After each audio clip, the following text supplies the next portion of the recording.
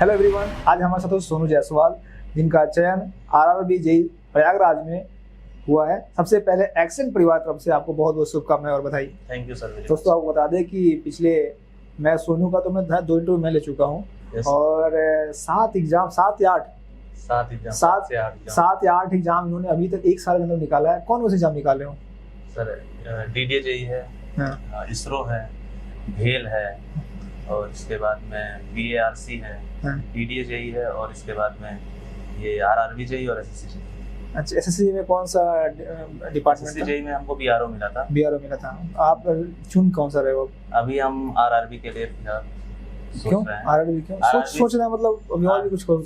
नहीं सोचे तो मतलब क्या, आरआरबी ही इस समय मतलब कि हमारे घर के पास में है, जोन में है, तो इस वजह से आरआरबी हमसे करना है। चलिए, और एक्सीलेंट विजन में आपने कोचिंग ज्वाइन किया था। कब ज्वाइन किया था आपने कोचिंग तो सर मैंने 2021 में ज्वाइन किया था।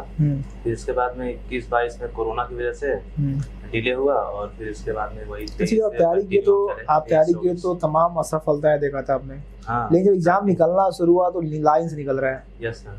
तो ये आप क्या ऐसा समझते हो कि आखिर क्या ऐसी चीजें थी जो आपको अचानक एक ऐसा आपका मोमेंटम बन गया कि सारे एग्जाम निकालते जा रहे हो? यही सब कंसिस्टेंसी बरकरार रखें, और मतलब चीजें वही प्रैक्टिस, रिवीजन और टेस्ट वगैरह देने से काफी चीजें इंप्रूव होती चली गई। और फिर तो आप मतलब एक सफलता के बाद रुके नहीं, लगातार पढ़ाई करते रहे? हाँ सर, अभी भी पढ़ाई चली रही है। कंसिस्टेंसी की। हाँ, रिवीजन, कंसिस्टेंसी होनी चाहिए, प्रैक्टिस करते रहिए। Yes sir. अच्छा, आरआरबी जेईई का जो एग्जाम होता है, और मैं इसलिए इस पे ज्यादा फोकस कर रहा हूँ ना, क्योंकि फिर आरआरबी का वैकेंसी आने वाला है। Yes sir. एसएससी जेईई का एग्जाम सामने लगा हुआ है, उसके बाद अगला टारगेट जेईई के बच्चों का आरआरबी जेईई होगा।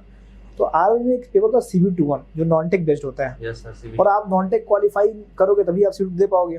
जी सर। और टेक्निकल बच्चों का नॉन टेक उतना अच्छा होता नहीं है। तो आपका CBT-1 में कितने मार्क्स थे? CBT-1 में सर मेरे मार्क्स लगभग 77-78 के आसपास। 77 मार्क्स है, आउट ऑफ 100। तो उसके लिए क्या स्ट्रेटेजी था, बच्चों को बताइए। स्ट्रेटेजी सर वही फिजिक्स, केमिस्ट्री, मैथ और मतलब बायोलॉजी, और भी जो हिस्ट्री वगैरह है। और CBT-1 100 नंबर में इनका सेगमेंट्स 30 नंबर का है। उसके लिए आपने कहाँ से पढ़ा था, कैसे पढ़ा था? सर मैथ सर ऑनलाइन, मतलब यूट्यूब से, और जो फिजिक्स केमिस्ट्री है वो NCERT की बुक आती है उसके थ्रू, और भी जो यूट्यूब पे जितनी भी क्लासेस होती हैं। CBT-1 के लिए शशि सर की भी क्लास चलती थी, एक्सीलेंट विजन की, तो वो सब भी करके काफी इम्प्रूवमेंट मिला और अच्छे नंबर। Very good. CBT-1 के लिए क्या स्ट्रेटजी था आपका? उसमें टेक्निकल था 150 में 100 का टेक्निकल था। सिविल के लिए कितने मार्क्स थे आपके? 105 नंबर थे। अच्छा, तो उसके लिए क्या आपने कैसे किया था? सर CBT-2 टेक्निकल तो मतलब अच्छा था ही, बस उस पे वही प्रैक्टिस रिवीजन में सही चल रहा था, और मतलब चीजें काफी सही चल रही थी। टेस्ट वगैरह में भी अच्छे नंबर आ रहे थे, तो कॉन्फिडेंस था कि अच्छे नंबर ही आएंगे।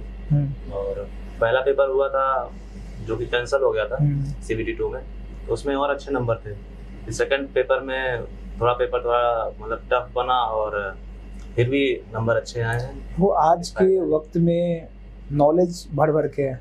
हाँ, यूट्यूब पे है, टेलीग्राम पे है, कोचिंग संस्थान में है, नोट्स मिल रहा है। और कंपटीशन का लेवल एक बहुत ज़्यादा कंपटीशन बढ़ता जा रहा है। हम सीट कहते हैं, लेकिन उसके चैलेंजेस आसान नहीं है। मैं छोटा एक जेईई की एग्जाम निकलना आसान नहीं, कंपटीशन है।